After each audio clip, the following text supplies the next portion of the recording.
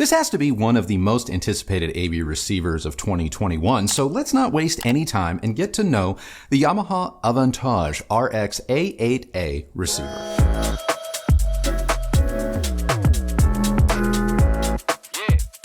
This flagship 11.2 channel Dolby Atmos and DTS:X capable AV receiver has a power rating of 150 watts per channel. Of course, that is only with 2 channels driven.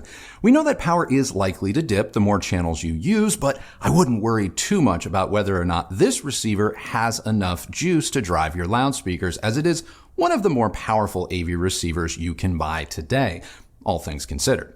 It has 7 HDMI inputs, all of which are HDMI 2.1 compliant, up to 40 gigabits per second, according to Yamaha. But 8K60 and 4K 120 capability is still missing and pending a future firmware update. But more on that in just a second. Obviously, the A8A has ARC and eARC support, as well as support for Dolby Vision, HDR10, HLG, with HDR10 Plus coming in, you guessed it, a firmware update. The Yamaha has a myriad of analog and digital audio inputs, including a moving magnet phono preamp. It also has full preamp outputs for all 11.2 channels, and yes, the subwoofer outs can be made independent.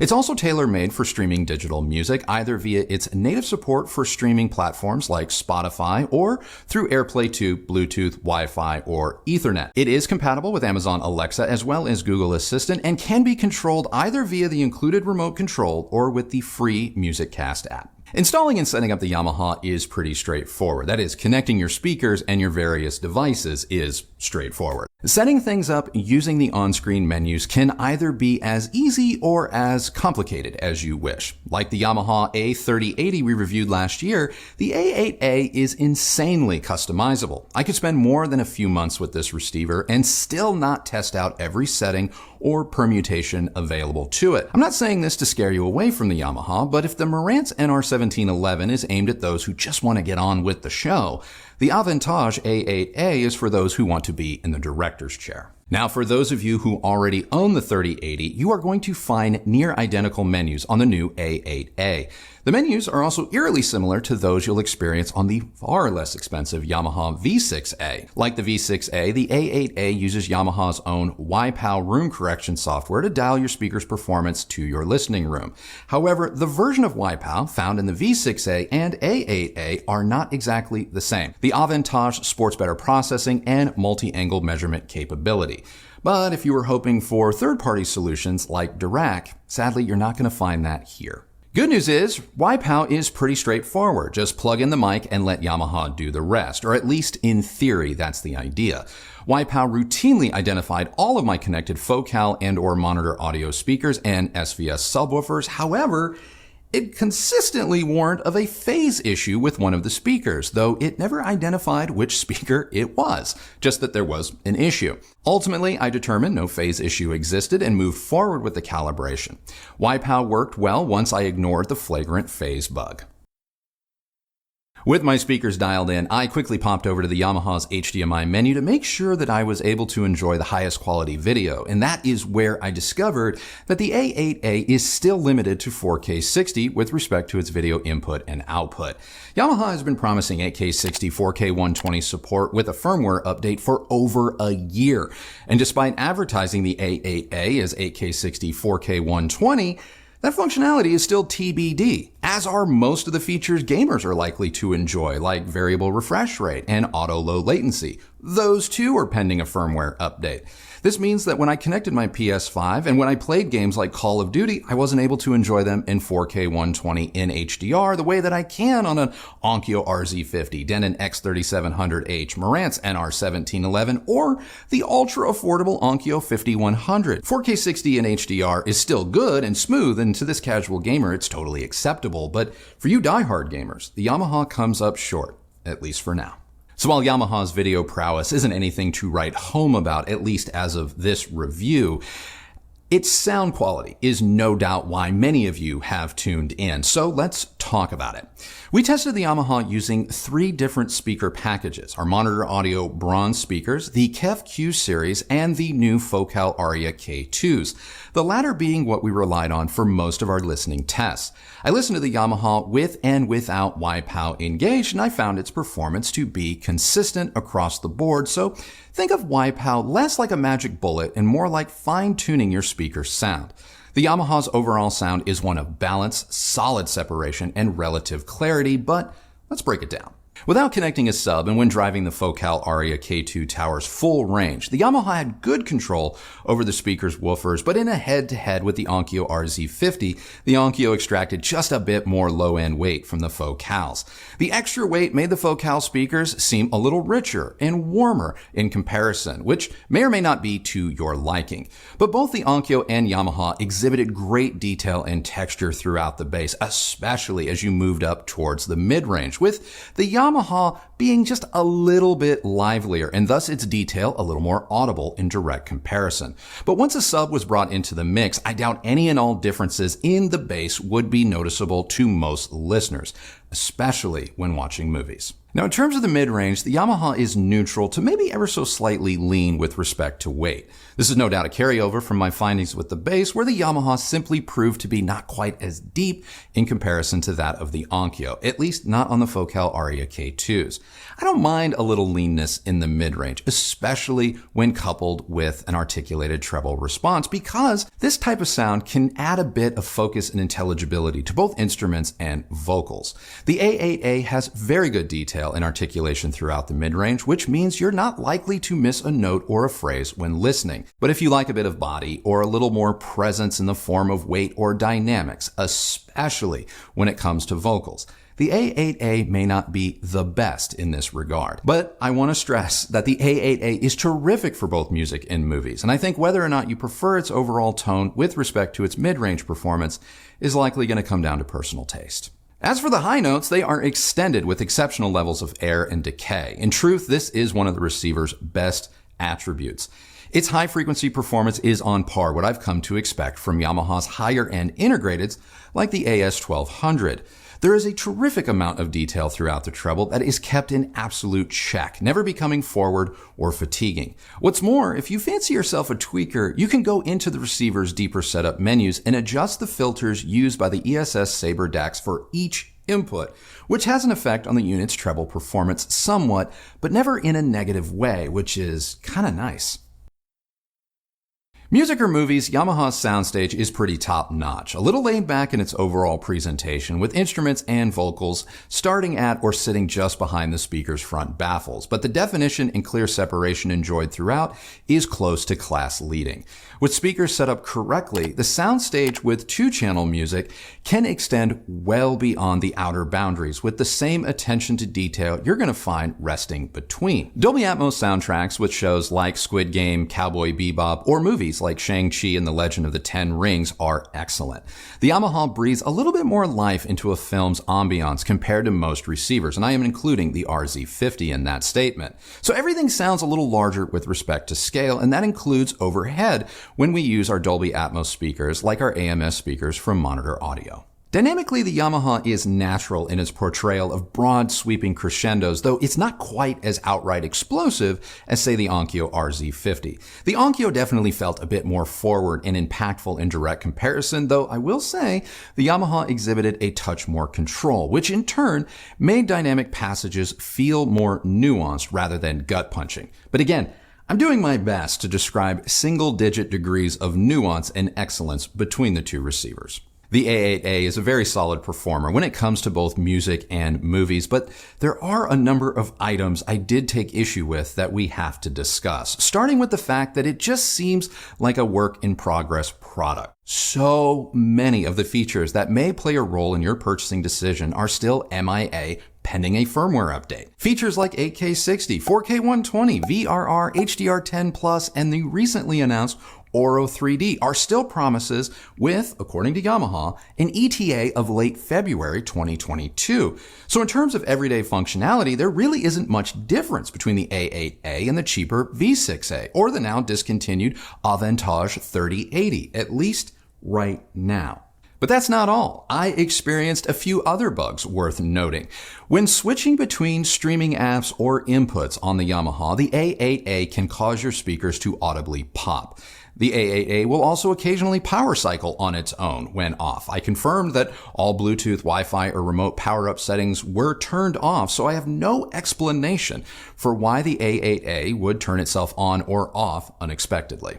Moving on to the remote. I love the Aventage remote. It feels good in the hand, is built better than most remotes on the market, but it is close to useless with respect to making changes on the fly. You want to bump up the dialogue level? While you can do this on most remotes with a single button push, the A8A forces you to open up a pop-up menu, navigate your way to the sub-menu, and then adjust it. And it's like this for just about everything, it seems, unless you use the app, which for some reason puts all of that information and adjustments right at your fingertips, whereas the remote does not. That's weird. And jumping over to build quality, while I prefer the styling of the new Aventage line to that of Yamaha's entry-level receivers like the V6A, there are far too many tactile components shared between the two that keep the A8A from feeling that special. Now, a lot of people have made a big deal about Yamaha's internal build quality, and for the most part, I agree. Yamaha products, specifically the A8A here, are rather impressive. That said, Yamaha is not above cutting corners. Case in point, upon unboxing, we discovered that the right front foot of our factory-sealed review sample was simply held to the chassis using double-stick tape. The other feet were screwed in place, but the right foot, double-stick tape. As far as comparisons go, I'm going to keep this brief because I honestly expected the Yamaha to walk away with the W in any and all head-to-head, but in our subjective tests, given all the firmware disclaimers, bugs in the current software, and the detachable foot option, it didn't. I did not walk away from my time with the A8A with the same confidence I've had in other Yamaha products we've reviewed. While I like it very much, is it outright better than any of our other receivers? No. I do not think the Yamaha provides you with twice the performance you're going to get from the ONKYO RZ50 at half the price. I prefer the user experience of the ONKYO across the board. Not to mention, it is a fully realized product now, whereas the Yamaha is still being sold largely on the promise of functionality that is yet to come. In terms of sound quality, while the Yamaha is marginally better in the upper mid-range and treble, specifically as it relates to separation and spatial cues, I don't consider the differences between the two to be night and day. So would I recommend you buy the Yamaha over the ONKYO? No. Nothing against the Yamaha. If you want an A8A, then you should go get an A8A. But if it were me, I'd still park my money with the RZ50. And I feel exactly the same way about the Denon X3700H, which we just finished reviewing. I would get that over the Yamaha because I felt the performance was on par. Not to mention, I thought Odyssey did a better job than YPAO. And, well, all of its functionality is also realized. Even in a direct head-to-head with the cheaper V6A, both units have the same HDMI video limitations, the same menu quirks, even the same software bugs. Sound-wise, the A8A is more refined, but once I was engrossed in a scene or film, there wasn't that big of a difference in their overall performance. Like I stated in my RZ50 review, $1,500 does seem to be the point with which the law of diminishing returns really kicks in when it comes to AV receivers, and the A8A, while good, just isn't quite as impressive as I feel it needs to be. So in the end, the Yamaha Aventage A8A is a solid high-end caliber receiver with a sound quality that I found to be on par with another great Yamaha product, the AS1200 integrated amplifier. And I know for some of you that no doubt is going to come off as high praise. But the reality is, and the reason why I'm not head over heels about this particular receiver is because you can achieve similar levels of performance for less. And these other options also don't require you to park a large portion of your investment on features that all fall under the umbrella of a future firmware update. So is the Yamaha A8A worth it today? No. Could it be worth it in the future? We'll have to see. So that's it. That is now my review of the Yamaha Aventage RX A8A. I love saying that. AV receiver. But now it's time to find out what Kristi thought of it. Well, I think we're pretty much on the same page with this review. Okay. It's beautifully built and the random foot being taped. That's some feature? Yeah. It's you don't even have to pay extra for that. There you go. What do you think? Yeah. I mean, all that aside, I think the unit feels well made. My biggest concern, besides that detachable foot, is that when you put it right next to the less expensive line that Yamaha sells of receivers, the V6A, which we really liked. Yeah. Besides the bigger footprint and the straight corners of the A8A, they look almost identical. Yeah. And to me, anyway, they sound close enough that I really have to ask myself, like, why would I spend more money on the Aventage line? Yeah. Not just that, but the significant delays of some pretty important features. Again, why should I buy this and not anything else? Right. I mean, I think there will be people that will probably claim that the video and gaming features, like that, they don't matter to them. And I think those are probably going to be predominantly like Yamaha fanboys. Yeah. But I'm sorry, I really just don't know how, if you're spending $3,000 on something, how you can overlook something like that. Yeah. I mean, I don't know how you can overlook that either. And it's one thing if the features aren't something that you're looking for. I totally understand that. If you're like, I'm just into movies, and good luck finding a movie that's, higher than 4K 60, if there's even a film that's 4K 60. I get all of that. The problem is that if that's the case, then yeah, you are better off going and buying something that is less expensive, even within the Yamaha line. But if you're going for flagship status and you're touting all of these features, I think at launch, it behooves Yamaha, or any manufacturer that may be in the same boat as Yamaha, it behooves them to have all of the flagship features turned on. Yeah, I mean, look, like last year, all the problems that sort of were discovered with the HDMI boards, I look at that as a bit of an anomaly. Sure. Okay? Look, no brand really escaped that situation. No, not because really. they were pretty much all getting the boards from the same place. Yes. And hey, guess what? When that happens, everybody's effed. Yeah. But look, here we are. We're in 2021. The end of 2021. The end of 2021. Oh my God. Yeah. Don't even remind me. But look, for where we are right now, to still be waiting on these updates. But to be honest, I think that the press takes a big share of the responsibility in some of this trend continuing to continue. Okay.